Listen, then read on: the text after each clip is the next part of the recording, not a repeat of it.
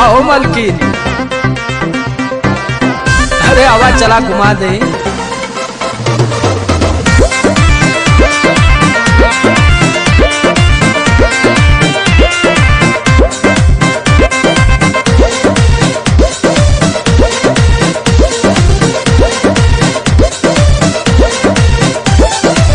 चलो ना जानू आज पटना घुमा दूं। अच्छा? चल के बजरिया में शॉपिंग करा दूं।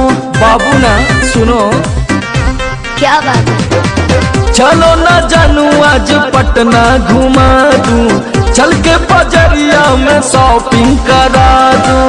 चढ़ब न फेरू सफरिया पिया, काले से उठे दरदिया पिया, अरे? कमरिया पिया, कमरिया पिया, भइल बालपक के ककरिया पिया, कमरिया पिया, कमरिया पिया, भइल बालपक के ककरिया पिया।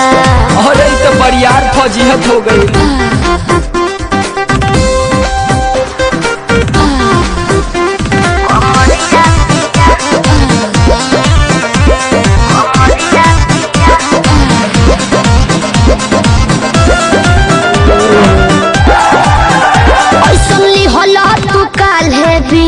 राजा जी लागे भइल बा कमरिया की रेख राजा जी, बुझो नहीं? बुझाता बुझाता, सुना नहीं रहबू संभर के गोरी तमनवा चिहुकबे करी। जति जोश में खो देबू होश कमरिया मुरुकबे करी।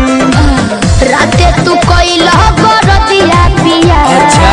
पोरे पोरे हो खता दरदिया पिया, कैसे? कमरिया पिया, कमरिया पिया, भइल बालपक के ककरिया पिया, कमरिया पिया, कमरिया पिया, भइल बालपक के ककरिया पिया। पिछला सीजन में तो यह नाटक रहे।